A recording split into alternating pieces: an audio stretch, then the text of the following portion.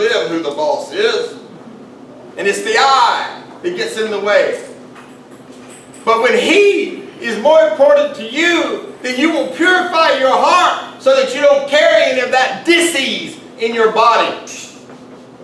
Or disease, however you want to spell it. Either one, it's the same thing. Purification of the soul means to purify and cleanse the heart of vices and immoral traits while lending beauty to it with good deeds. Can you clean your heart if you don't have the book on how to clean the heart? What is the book about how to clean the heart? The Quran.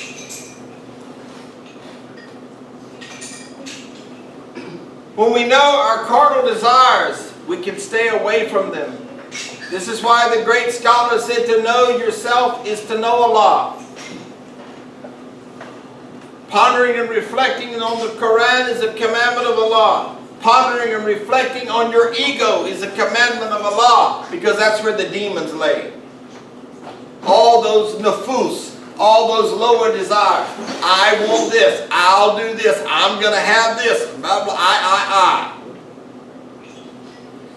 I tell you what to do if you want to contemplate something and watch. The next time you get a letter, look how many times people talk about themselves and they don't even begin the letter with Bismillahir Rahmanir Rahim. Count the times that I is in a letter. Allah is not even acknowledged. How many of us, that is our life? It's all about me. So much so that now people say to somebody, you know, this is not about you. People that have been in therapy, they have to remind people, you know, this is not about you.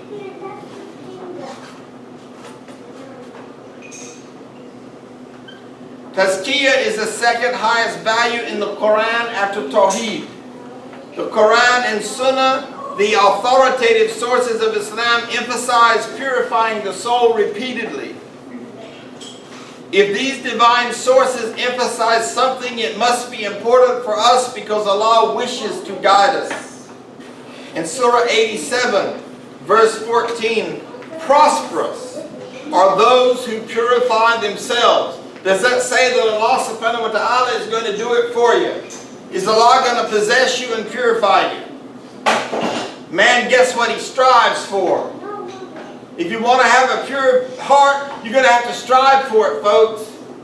You're going to have a conscious goal that I want a pure heart. I want to love people, and I want people to feel loved by me. But Shaitan always coming. Nasiya is advice. No, Tazkiyah. Oh, Tazkiyah is a purification. Tawheed is the oneness of God. Thank you for asking. Well, if I say this is my, when you talk about jihad and other things, this is a struggle like in heaven. This is what Muslims oh my God, jihad, that we strive for purification and war that's not for you. Let me correct something. It is the Jihad al-Akbar. So when the young man came and he said, oh, I have just come back from the jihad. He had fought in a war. The Prophet Muhammad sallallahu alaihi wasallam said to him, no, you have come to the greatest jihad. The greatest jihad is the jihad of your nafs, the jihad of your desires.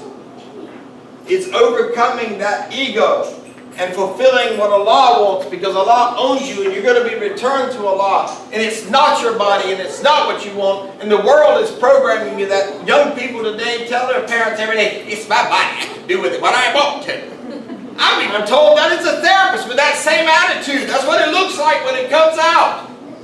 It's my body. I can put all the tattoos I want to. I can do all the piercings I want to. I can do anything I want to. I.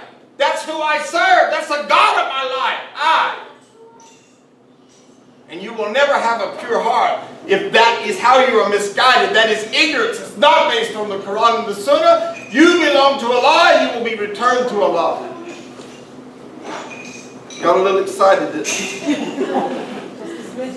Prophet Muhammad sallallahu alaihi wasallam was sent to purify and sanctify. What does it mean to sanctify, folks? It means to set apart for a purpose. You want to sanctify yourself. You want to set yourself aside for the purpose of pleasing Allah. That's what you want to do. Not for the purpose of getting accolades from the world. It's not going to benefit you on the day of judgment. Prophet Muhammad was sent to purify and sanctify the soul so that they could worship their Lord. My biggest objective in this class today was to provide you with the benefits and the bounties of learning Quran so that inshallah you will use it and purify your soul.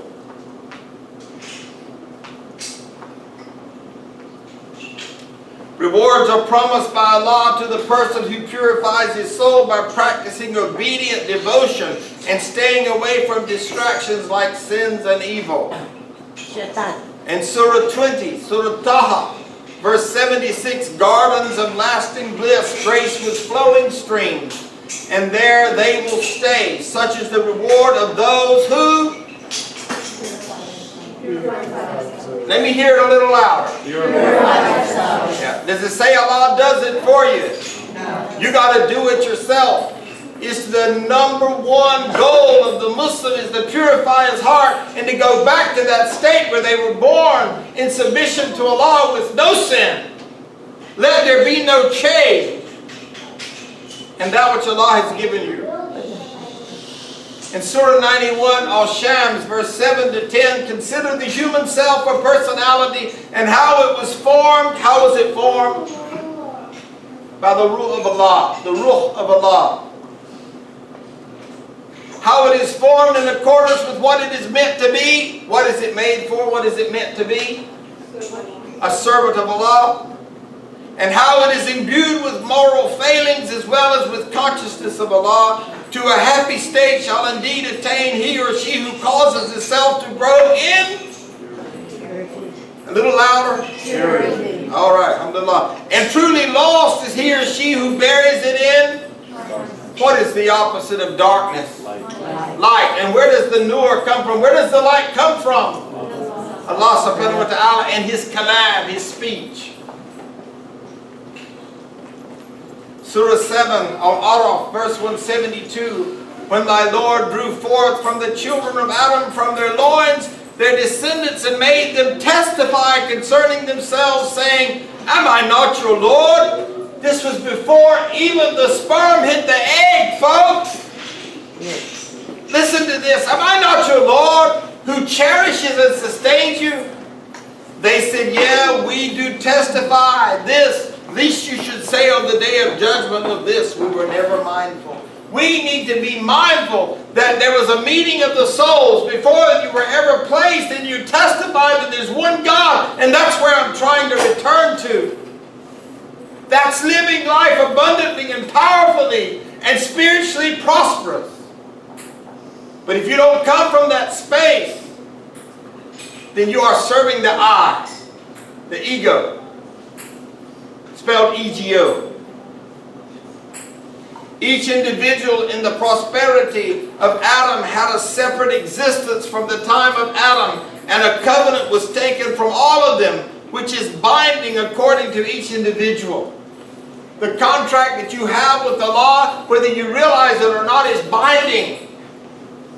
It is the most binding contract that exists in the seen or the unseen. And on that day, the judgment will come based on how you handled that contract.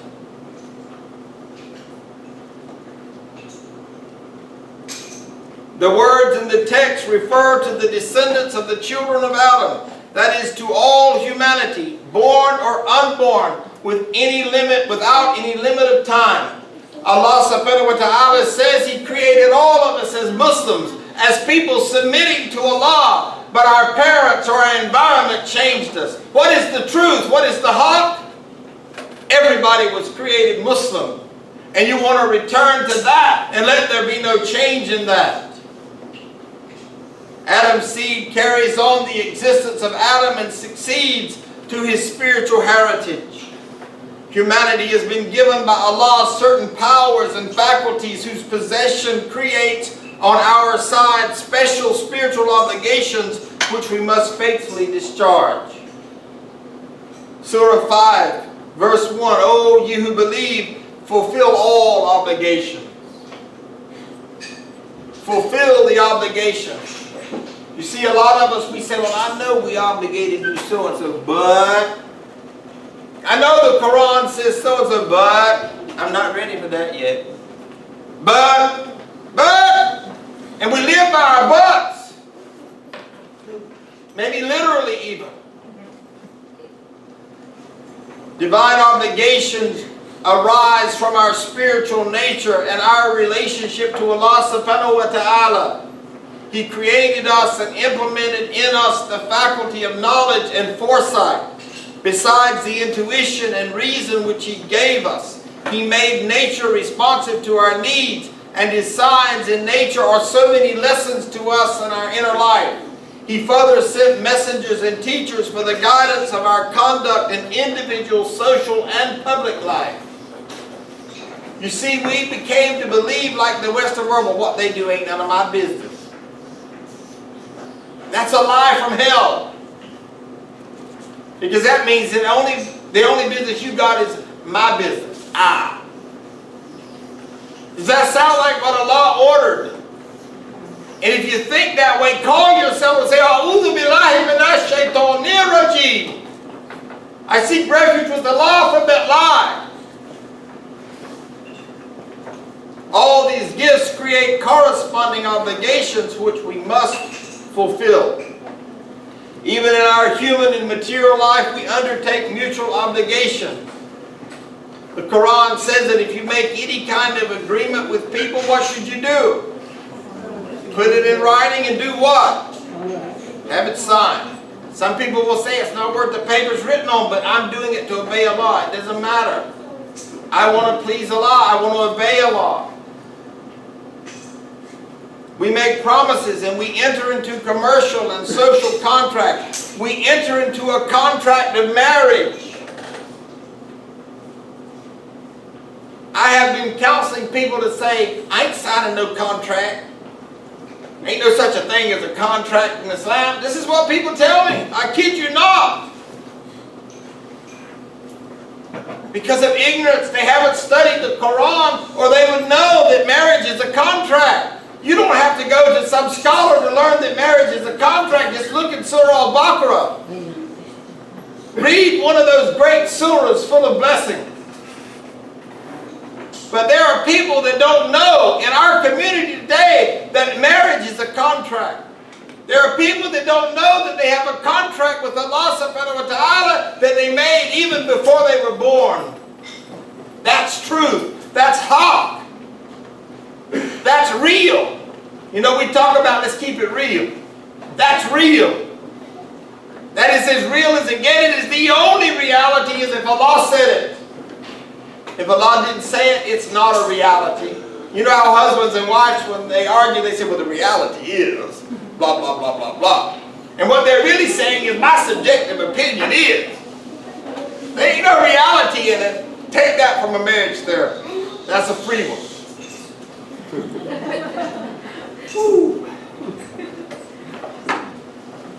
We make promises and we enter into commercial and social contracts. We enter into a contract of marriage. We must faithfully fulfill all obligations in all these relationships. Most importantly, our relationship with our Creator and Sustainer, Allah subhanahu wa ta'ala. Truth and fidelity are part of religion in all relations of life, and cannot only be meted out if we have purified, and can only be meted out if we have purified our heart. I love you all for the sake of Allah. And Susan, we stopped at 1443 today. We started at 1414 and we stopped at 1442 actually.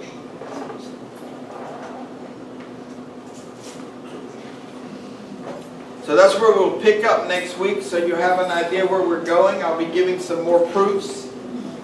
I love you all for the sake of Allah. Before we end the class, I'd just like to open up. Is there anyone? You can actually shut that down. Is